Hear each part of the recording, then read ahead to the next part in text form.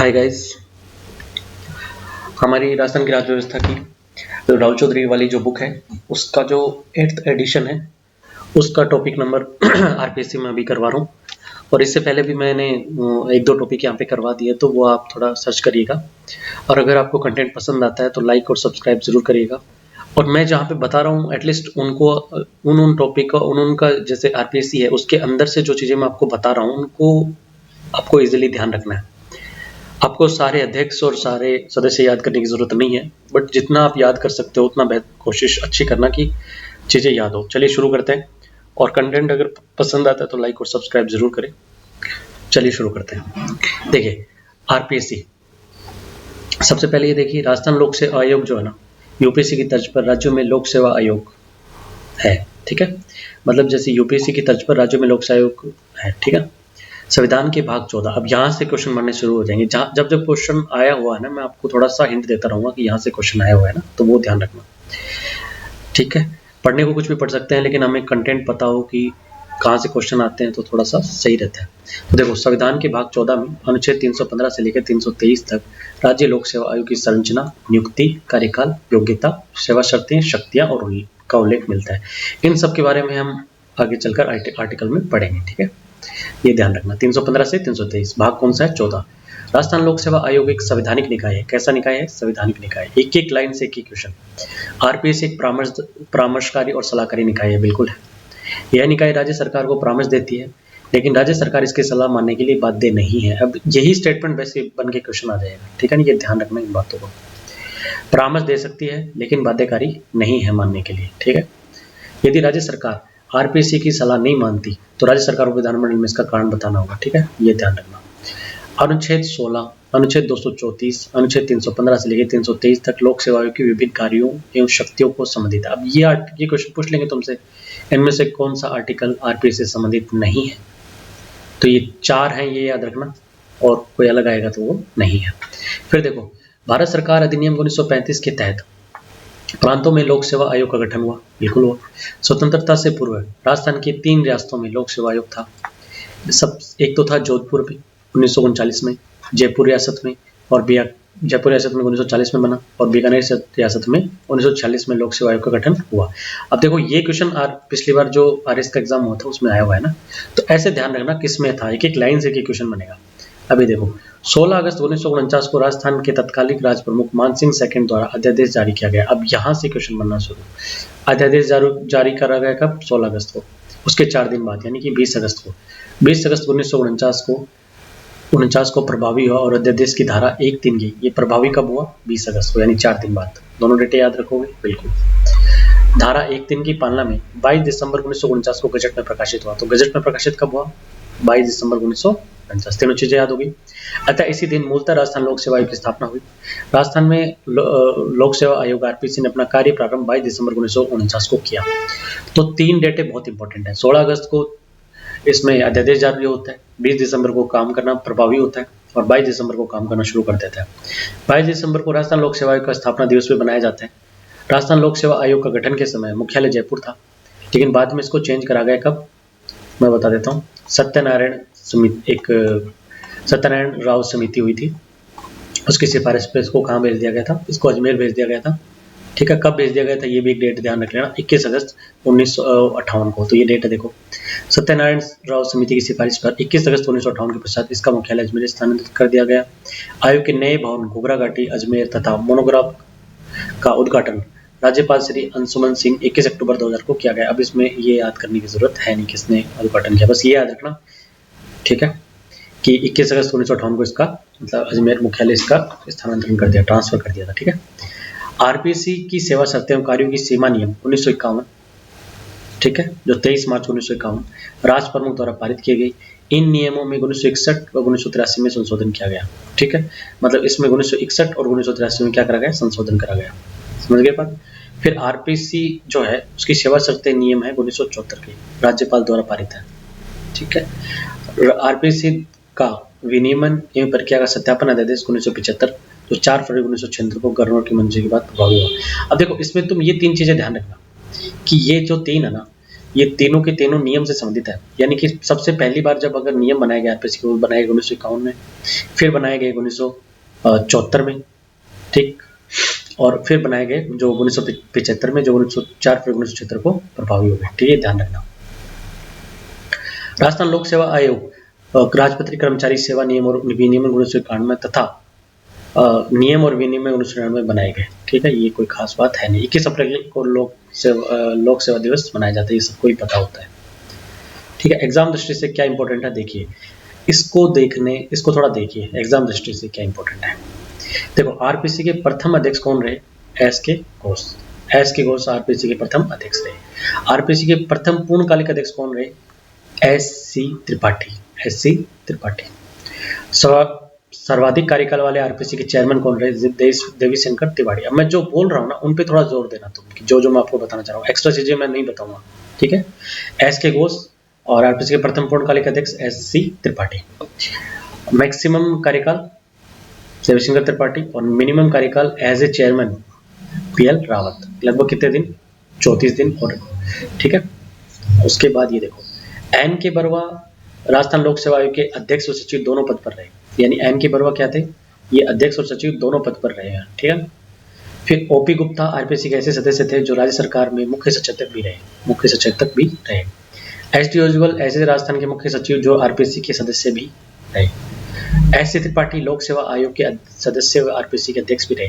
अब ये मैं तुम्हें बता चुका हूं ना अभी, पूर्णकालिक एस सी त्रिपाठी पूर्णकालिक अध्यक्ष। ठीक है, उसके बाद आगे आ जाओ, सी आर चौधरी आरपीसी के ऐसे अध्यक्ष जो लोकसभा सांसद और केंद्र सरकार में मंत्री रहे। तो आपसे पूछ लेंगे कभी कि आरपीसी के ऐसे अध्यक्ष बताओ जो केंद्र सरकार में मंत्री भी रहे, वो कौन है? C R Chaudhary. ठीक है, दुलेश्वर मीणा आरपीसी के ऐसे सदस्य हैं जो लोकसभा एवं राज्यसभा सांसद भी रहे। तो ऐसे सदस्य जो लोकसभा और राज्यसभा सांसद रहे वो कौन है? दुलेश्वर मीणा। देवेंद्र सिंह, भूपेंद्र यादव और U R Sahu Rajasthan police के जो अभी बने हुए हैं अपने राजस्थान पुलिस के पूर्व महानिदेशक और आरपीसी के चेयरमैन भी रहे हुए हैं। ठीक है, जीपी पिलानिया आरपीसी के सदस्य व राजस्थान के पूर्व डीजीपी भी रहे हैं, ये कोई खास बात नहीं है। रघुकुल तिलक आरपीसी के सदस्य हैं जो राजस्थान के राज्यपाल भी रहे। ये अच्छा इंपॉर्टेंट क्वेश्चन है, ये ध्यान रखना। ठीक है, रघुकुल जो तिलक है ना, वो ऐसे सदस्य हैं जो राजस्थान के राज्यपाल भी रहे, सदस्य हैं। ठीक है ना। कांता कतूरिया, शिवपाल सिंह, दिव्या सिंह, श्याम सुंदर शर्मा, मंजू शर्मा, संगीता आर्या आरपीसी के ऐसे सदस्य हैं जिन्होंने अपना त्यागपत्र राज्यपाल को दिया। ठीक, ये त्यागपत्र दिया इन्होंने। कांता कतूरिया, शिवपाल सिंह, दिव्या सिंह, श्याम सुंदर, मंजू शर्मा, संगीता आर्य, ये सब है ना। हबीब खां गोराना तो आरपीसी के ऐसे अध्यक्ष हैं जिन्होंने कार्यकाल पूर्ण होने से पूर्व त्यागपत्र दे दिया। ये कोई खास बात मत याद करना। आरपीसी द्वारा राजस्थान प्रशासनिक सेवा आरएस की परीक्षा का सर्वप्रथम आयोजन 1986 में करा। यानी आरएस की एग्जाम का सर्वप्रथम आयोजन कब करा गया? 1986 में। के एल कमल आरपीसी के ऐसे सदस्य जो बाद में राजस्थान विश्वविद्यालय जयपुर की कुलपति भी रहे। एमएल कुमाऊत आरपीसी के ऐसे अध्यक्ष थे जो राजस्थान सरदार पटेल पुलिस विश्वविद्यालय के कुलपति भी रहे। नहीं याद करते हैं। आरपीसी के इतिहास में अब तक 7 महिलाएं सदस्य रही हैं। बस ये याद रखना 7 महिलाएं रही हैं। कौन कौन सी रही हैं ये याद करने की आपको जरूरत नहीं है। ये याद रखना 7 महिला सदस्य रही हैं, लेकिन इनमें से कोई भी महिला सदस्य अध्यक्ष नहीं रही है। ये बात याद रखना। ठीक है, कोई भी महिला आरपीसी के अध्यक्ष नहीं रही अभी तक।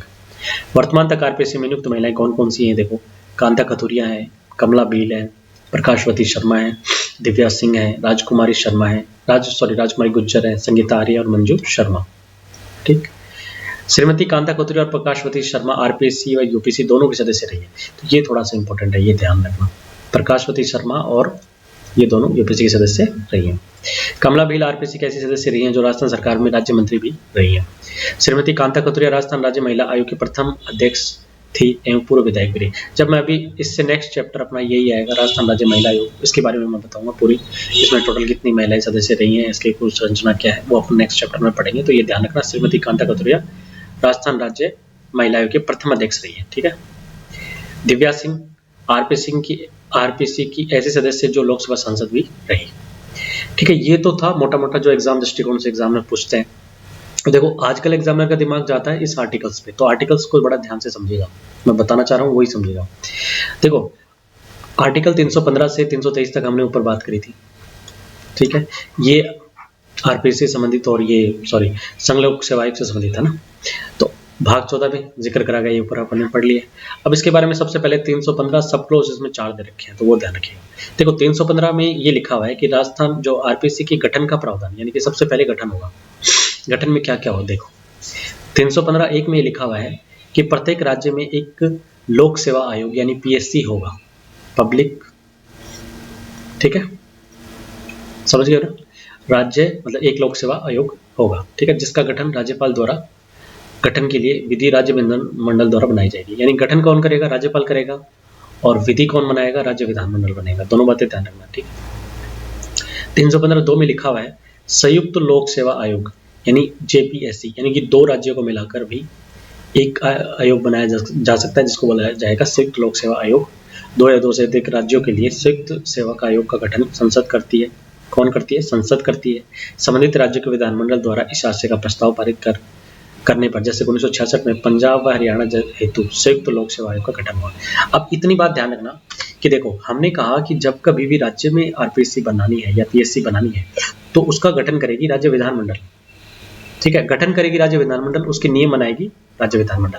वैसे ही अगर हमें जेपीएससी बनानी है यानी जॉइंट पब्लिक सर्विस कमीशन बनानी है तो उसका गठन संसद करेगी, ठीक है।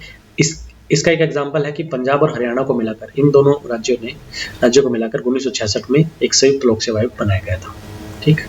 315(3) में ये बात कही गई है कि पूर्वोक्त प्रकार की किसी विधि में ऐसे आनुषंगिक और पारमाणिक उपबंध हो सके जो उस विधि के प्रयोजन को प्रभावित करने के लिए आवश्यक हो, वांछनीय हो। देखो इसमें साफ साफ ये बात लिखी हुई है कि अगर आप जब भी कभी पीएससी या जेपीएससी बनाते हो तो अगर इसके लिए आपको कोई विधि भी बनानी पड़े तो आप बना सकते हो, ठीक है। ये बात इसमें साफ बात लिखी हुई, बेसिकली ये बात लैंग्वेज यही है। 315(4) में यदि किसी राज्य का राज्यपाल संघ लोक सेवा आयोग से राज्य की किन्हीं सभी आवश्यकताओं की पूर्ति हेतु अनुरोध करता है तो संघ लोक सेवा आयोग राष्ट्रपति के निर्देश के पश्चात ऐसा कर सकता है। समझ गए बात। मान लो कोई राज्य का राज्यपाल है, वो यूपीएससी से कहता है, ठीक है, कि राज्य की किन्हीं सभी आवश्यकताओं की पूर्ति हेतु अनुरोध करता है। ये कह देता है कि चलो हमारे आरएस के एग्जाम आप करवा लो, ठीक है। जो हमारे आरपीसी का जो गवर्नर अपने साहू साहब वो कहते हैं कि हमारे आरएस के एग्जाम आप यूपीएससी के थ्रू करवा लो, तो यूपीएससी करवा सकती है, लेकिन निर्देश कौन करेगा, राष्ट्रपति, ठीक। 316 में लिखा हुआ है अध्यक्ष व सदस्यों की नियुक्ति और पदावधि का उल्लेख। देखो 316 एक सब क्लॉज में लिखा हुआ है नियुक्ति का प्रावधान। आरपीसी के अध्यक्ष व सदस्यों की नियुक्ति राज्यपाल करता है, बहुत इंपॉर्टेंट। किसकी सलाह पर, राज्य की मंत्रिपरिषद पर, ठीक है, यही विवाद का विषय है, ठीक है। संयुक्त लोक सेवा आयोग जेपीएससी के अध्यक्ष और सदस्यों की नियुक्ति राष्ट्रपति करता है, क्लियर। और आरपीसी की स्थापना के समय 1949 में एक अध्यक्ष और 2 सदस्य थे, और ये कौन कौन से थे, ये 2 नाम इस जगह से ऐसे याद रखना। अध्यक्ष अपने एस के घोष थे, और इसमें 2 नाम, एक है देवीशंकर तिवाड़ी और एक है एनआर चंडोरकर, जो आगे लिखे हुए, ठीक है। और पीछे मैंने तुम्हें बता ही दिया था कि कैसे क्या हुआ था, ठीक है ना, ये ध्यान रखना। 22 दिसंबर 1949 को काम करना शुरू कर दिया था, फिर वो सब चीज़ें मैं पीछे बता चुका हूँ। आगे देखो 1962, 1965 और 1981 में ये सदस्यों की संख्या बढ़ती गई। जैसे पहले 1+3 हो गई, ये अध्यक्ष हो गए, 3 सदस्य हो गए 1962 में, फिर 1+4 हो गई, फिर 1+5 हो गई, फिर देखो 27 जून 2011 तो 2013 में बढ़कर 1 अध्यक्ष और 7 सदस्य थे। लेटेस्ट यही चल रहे थे, लेकिन अभी 17 जुलाई 2025 को बढ़ाकर 1+10 सदस्य कर दी गई। टोटल कितने सदस्य होते हैं, 11। तो याद रखिएगा, वो अगर तुम्हें क्वेश्चन में उलझाने की कोशिश करे कि अगर वो कहे कि आरपीसी में अब अध्यक्ष सहित कुल 11 सदस्य हो चुके हैं, बिल्कुल ठीक बात है। अगर वो आपको ये कहे कि अध्यक्ष के बिना 10 सदस्य हैं तो भी सही बात है, ठीक है, ये बात ध्यान रखना। और छोटी छोटी बातों में वो उलझाने की कोशिश करेगा, लेकिन ये याद रखना अभी जो आरपीसी की जो कंडीशन है लेटेस्ट, वो ये है कि 1+10, ठीक है, ये अध्यक्ष और ये सदस्य, ठीक है, ये बात मोस्टली आप ध्यान रखना। और ये कब से हुई, 17 जुलाई 2025 से, ठीक है। आरपीसी में सदस्यों की संख्या कितनी होगी ये राज्यपाल निश्चित करेगा, वेरी वेरी इंपॉर्टेंट। सदस्यों की संख्या कितनी होगी ये कौन निर्धारित करेगा, राज्यपाल। और कैसे बनाएगा, ये आरपीसी के नियम है 1974 के, उनके थ्रू, ठीक। अगले हैं योग्यताएं। देखो आरपीसी में याद रखना 2 बातें मैं ऐसे मोटा मोटा बता देता हूँ। अध्यक्ष की कोई योग्यता नहीं है, ठीक है, अध्यक्ष की कोई योग्यता नहीं है निर्धारित, इसमें लिखी हुई है, लेकिन सदस्यों की योग्यता बता गई है, और उस सदस्यों की योग्यता अपन यहाँ पढ़ लेते हैं। देखो आरपीसी के आधे सदस्य 50% ऐसे होंगे जिन्हें भारत सरकार या किसी राज्य सरकार के अधीन कम से कम 10 वर्ष का प्रशासनिक सेवा का अनुभव हो, और उक्त 10 वर्ष की अवधि की संगणना में इस संविधान के प्रारंभ से पहले ही की ऐसी अवधि भी सम्मिलित की जाएगी जिसके दौरान किसी व्यक्ति ने भारत में क्राउन के अधीन या किसी देशी राज्य के सरकार के अधीन पद धारण किया हो। ठीक है।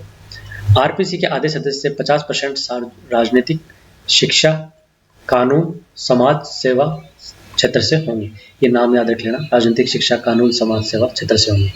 आयोग जो है, आयोग के अध्यक्ष पद की योग्यता के संबंध में संविधान में कोई प्रावधान नहीं है। ये बात मैं आपको पीछे बता चुका हूँ। समझ में आ गई बात? ठीक है। अगला देखो 316 ए 1 सब क्लोज क्या मानो। ठीक है।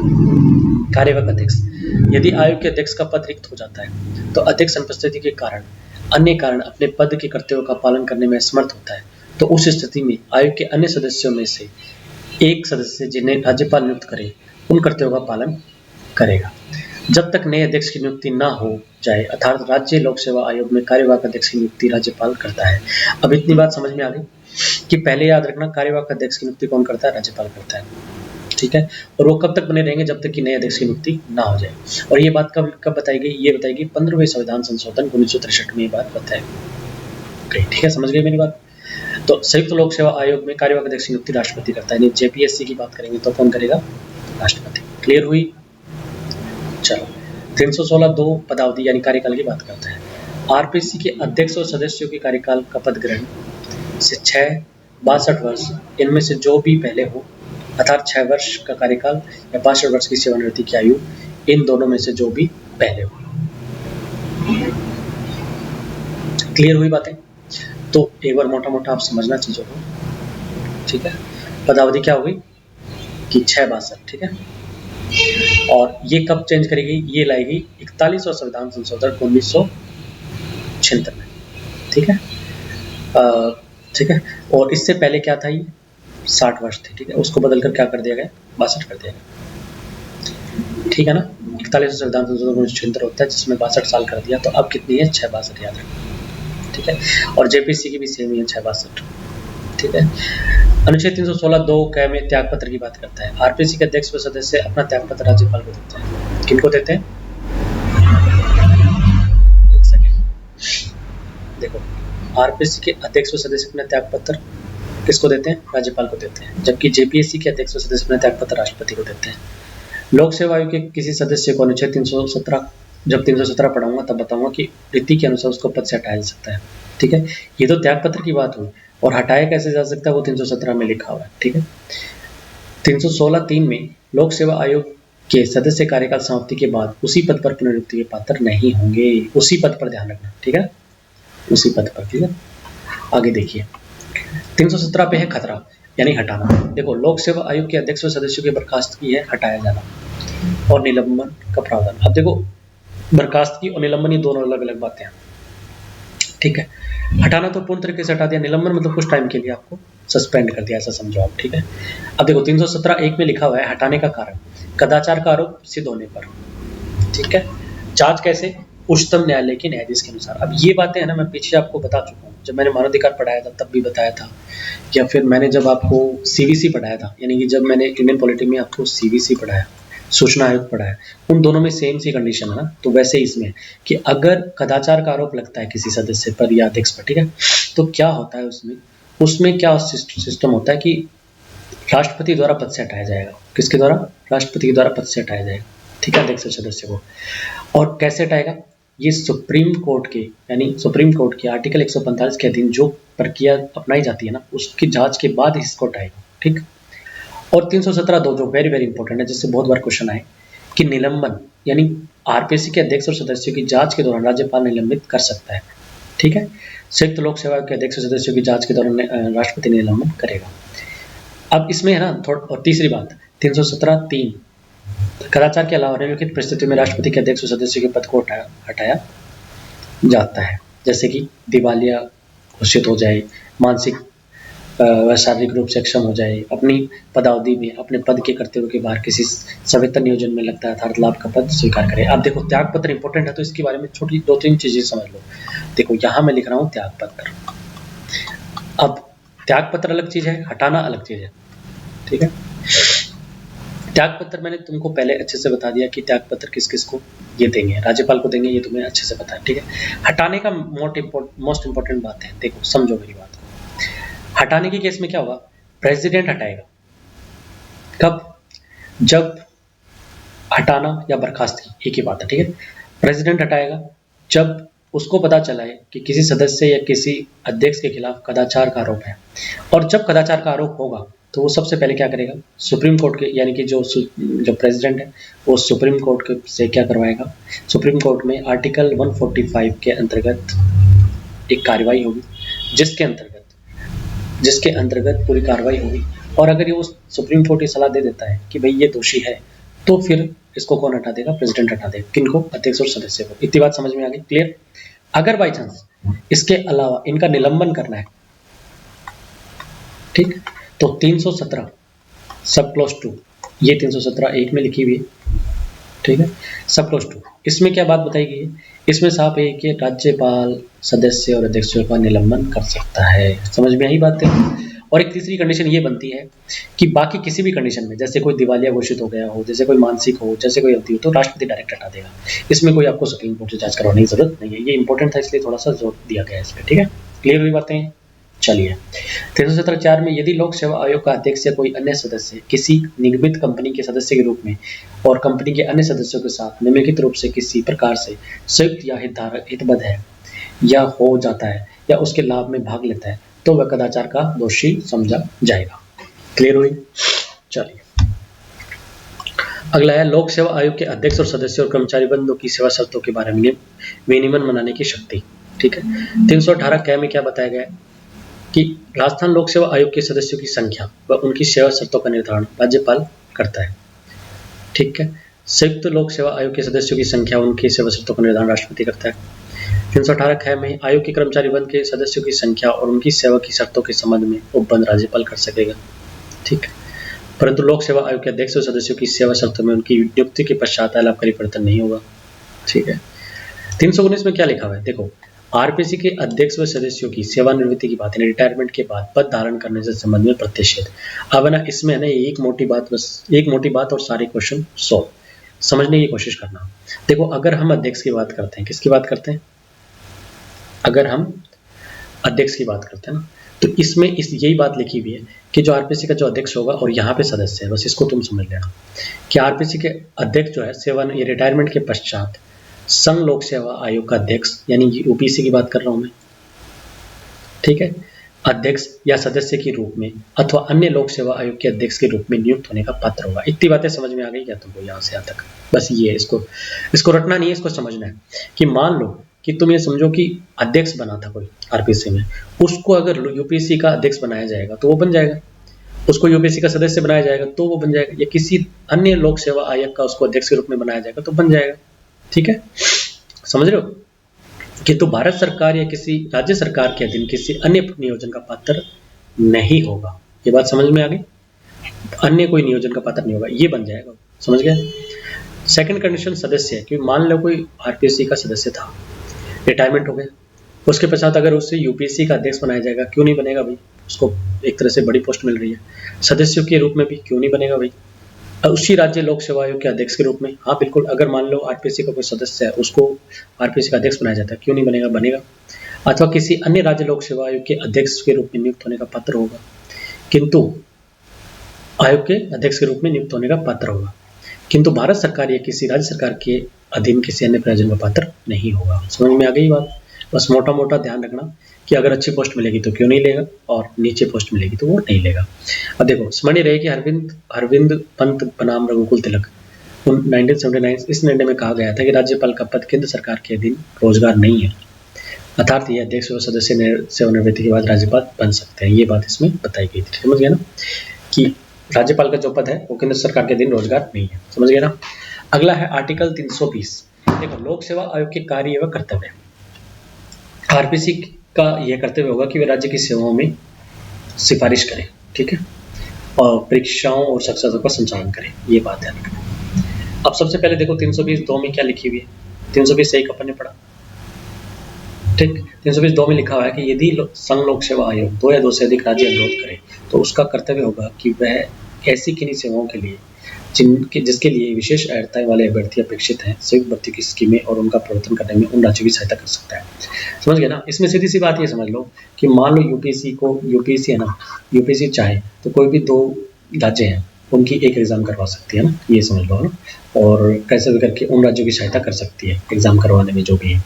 320(3) में लिखा हुआ है कि आरपीएससी की सेवा में कार्यरत व्यक्तियों के लिए अनुशासनात्मक प्रकरणों में आयोग के परामर्श का अनिवार्य प्रावधान किया गया है।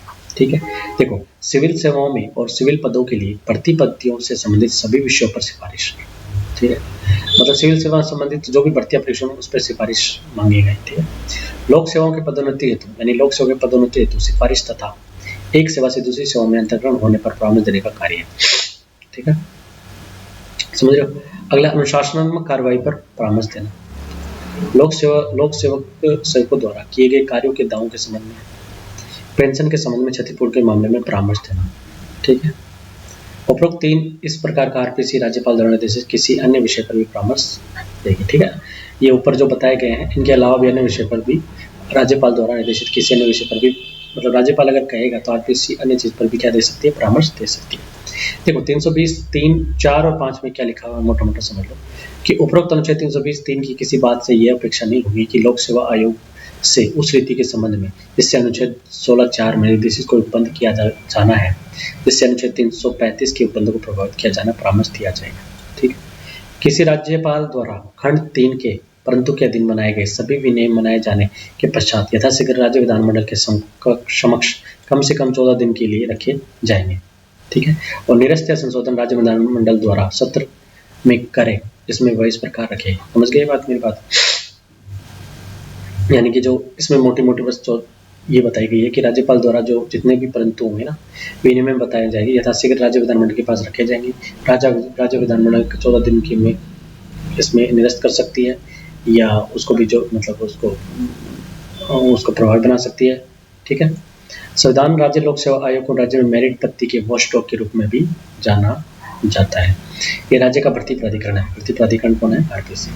देखो अगला है आर्टिकल 321 में क्या कहा है कि राज्य लोक सेवा के कर्तव्यों का विस्तार करने की शक्ति। इसमें देखो इस बात में सिर्फ इतना से याद रखना कि राज्य विधानमंडल विधि बनाकर राज्य लोक सेवा आयोग को अतिरिक्त कार्य सौंप सकती है।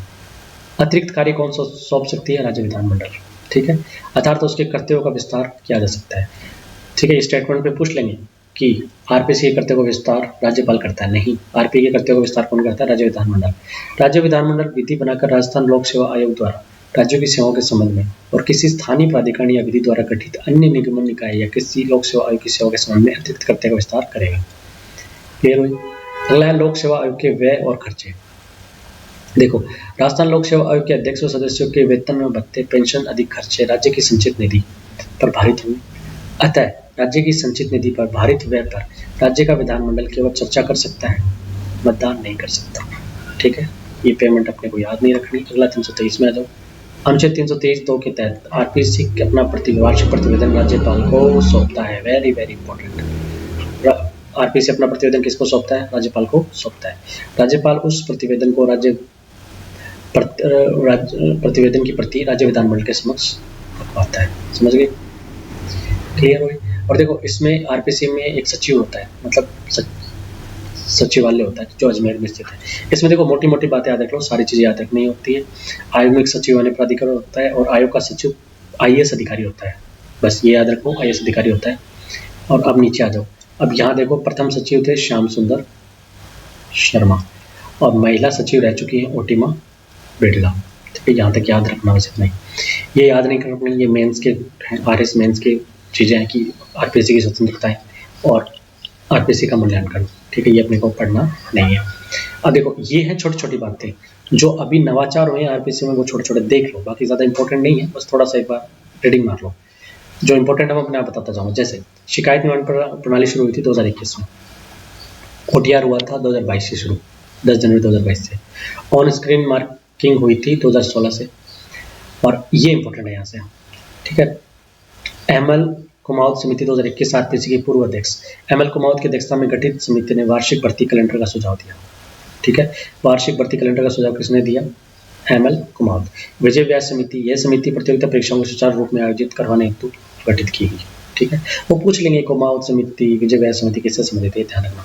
स्पंदन पत्रिका का प्रकाशन पूछ लेंगे, स्पंदन पत्रिका का संबंध किससे, आरपीसी से, लोकायुक्त से, ऐसे करके पूछ लेंगे, तो थोड़ा मोटा मोटा एक बार देख लेना। सूचना प्रौद्योगिकी नवाचार के रूप में आरपीसी द्वारा 2011 में सितंबर 2011 के बीच 158 ऑनलाइन परीक्षा करी गई। देखो ये क्वेश्चन यूआरओ में आया था, जो उन्होंने पूछा था कि 2070 से लेके पता नहीं क्या ऐसा क्वेश्चन पूछा हुआ था, मुझे नहीं पता, लेकिन ऐसा क्वेश्चन है, लेकिन ये पॉसिबल नहीं है याद करना, तो मत याद करो, कोई जरूरी नहीं है। 1999 में आयोग की वेबसाइट लॉन्च की गई। 10 मार्च 2011 को आयोग द्वारा सर्वप्रथम परीक्षाओं के आवेदन पत्र ऑनलाइन भरने की प्रक्रिया शुरू की गई। ठीक है, ये नहीं याद करना। My exam my online review yes memory ये ऐप है। ठीक है, सॉफ्टवेयर सॉरी। ऑनलाइन प्रक्रिया 2014 से आमंत्रित की गई। और आगे आगे समझो, आधिकारिक वेबसाइट नहीं याद करना। दिव्यांगजन व्यक्ति के अनुरूप वेब पोर्टल 2017 से शुरू किया गया। स्टेट रिक्रूटमेंट पोर्टल नहीं याद करना। काउंसिल डाउनलोड नहीं याद करना। आगंतुक नहीं याद करना। नहीं यार ये नहीं पढ़ने। प्री लिटिगेशन कमेटी नहीं याद करनी। शिकायत निवारण प्रणाली ये देख लो 2021 से। और उसके बाद टोकन चुनाव आधारित संस्कार नहीं याद करना। अभ्यर्थी लाइव फोटो कैप्चर नहीं याद करना। अभ्यर्थी सत्यापन नहीं याद करना। ठीक। आरपीसी का प्राप्त अवार्ड कौन से, देखो ISO certified Rajasthan e governance champion award मिला हुआ है 2011 में। 2018 से 2021 के बीच में टेक्नोलॉजी अवार्ड मिला हुआ है, नहीं याद करनी है। ठीक है, अभी मोटा मोटा थोड़ा सा ये मैं थोड़ा बता चुका हूँ इसके बारे में, फिर भी आप अगर आप देखना चाहो तो आप देख सकते हैं। इसमें मैं ये जो इसमें अध्यक्ष और सदस्य हैं, तो ये आप अगर देखना चाहो तो देख सकते हैं। तो चलिए शुरू करते हैं थोड़ा सा। देखो सबसे पहले आरपीसी के जो अध्यक्ष है ना, वो पहले अध्यक्ष थे एसके घोष, मैंने बता चुका है, ये मुख्य न्यायाधीश भी रह चुके हैं। कब बने थे मैंने बताया था, इस दिन कार्य करना शुरू करा था 22 दिसंबर 1949 को, और 25 जनवरी 1950 तक ही रहे थे। फिर है त्रिपाठी जी, तिवारी साहब, वर्मा साहब, एमएल जोशी, ये कार्यवाहक अध्यक्ष रहे। ठीक है, उसके बाद नार्लिकर, रावत। अब इनको देखो याद नहीं करना होता, इनको मैं तो पढ़ूंगा भी नहीं, लेकिन ठीक है आपके लिए पढ़ देता हूँ, आपको क्या पता नहीं काम आ जाए। नार्लिकर, रावत, चौधरी, माथुर, कपूर, एस कपूर, ठीक है, याकूब, राम सिंह चौहान, हरिदत्त गुप्ता, हड़पिया, दीनदयाल, जेएम खान, ठीक है, SC Singaria, Jitendra Singh, Hanuman Prasad, PS Yadav, Devendra Singh, N K Bairwa. ठीक है, ये आगे आएंगे इंपॉर्टेंट कैसे है। ठीक है, एसके टाक, गोविंद सिंह टांक, एचएन मीणा, ठीक है, सीआर चौधरी, एमएल कुमावत जो मैंने बोला ना भर्ती कैलेंडर वाला, वो वाले एलएम कुमार। ठीक है, फिर बीएम शर्मा, हबीब खा गोराना, आरडी सैनी, ललित के पवार, श्याम सुंदर शर्मा, राधेश्याम गर्ग। ठीक है, उसके बाद में दीपक उप्रेती, डॉक्टर भूपेंद्र सिंह यादव, डॉक्टर शिव सिंह राठौड़, जसवंत सिंह राठी, संजय कुमार क्षत्रिय, कैलाश चंद्र मीणा जो कार्यवाहक रहे, उत्कल रंजन साहू। इनकी डेट याद रखना बस, 12/6/2025 को ये नियुक्त हुए थे और अभी तक चल रहे हैं। ठीक है, अब इंपॉर्टेंट है नीचे। वर्तमान में कौन कौन है, देखो ये हमारे अध्यक्ष साहब हैं जिनका नाम है उत्कल रंजन साहू। इनमें सदस्य हैं Kailash Chandra Meena, lieutenant colonel Kesari Singh Rathore, professor Ayub Khan, doctor Ashok Kumar Kalwar, doctor Sushil Kumar Bissu और श्री हेमंत प्रियदर्शन। अब इसमें देखो कोई नया अपॉइंट हो चुका होगा ना, तो उसको देख लेना। जरूरी नहीं है कि मैं सब कुछ आपको यहाँ पे क्लियर कराऊँ, कुछ अपने हिसाब से भी करिएगा। ठीक है ना, कुछ काम अपने लिए भी रखिएगा। अगला निम्न राजस्थान लोक सेवा आयोग के कार्यवाहक अध्यक्ष रहे, देखो एमएल जोशी प्रथम कार्यवाहक अध्यक्ष भी रहे, बीएल राउत रहे, एससी सिंगारिया रहे, एस टांक रहे, एचएन मीणा रहे, आरडी सैनी रहे, शिव सिंह राठौड़ रहे, जसवंत सिंह राठी रहे, कैलाश चंद्र मीणा रहे। ठीक है, कार्यवाहक अध्यक्ष के रूप में मैक्सिमम कार्यकाल रहा एलएम जोशी का। ठीक है, ये नहीं याद करने कि निम्न अध्यक्ष भारतीय प्रशासनिक आयोग की सेवा में रहे, नहीं। निम्न अध्यक्ष भारतीय पुलिस सेवा में रहे, नहीं। अगर ऐसे याद करने जाएंगे तो पता नहीं कितनी चीजें अपने पास हो जाएंगी। तो देखिए आज के लिए हमने आरपीसी को क्लियर कर दिया है, और मैंने जितना आपको बताया है और जहाँ पे मैंने बर्डन ज्यादा डाला है, प्रेशराइज करा है चीजों को, तो वहां पे आप चीजें याद करिएगा और देखिएगा एग्जाम में उनमें से कहीं ना कहीं आपको क्वेश्चन मिल जाएगा। चलिए आज के लिए इतना ही, धन्यवाद, मिलते हैं अपने नेक्स्ट वीडियो में। और अगर मेरा कंटेंट सही में पसंद आता तो प्लीज़ लाइक और सब्सक्राइब जरूर करें।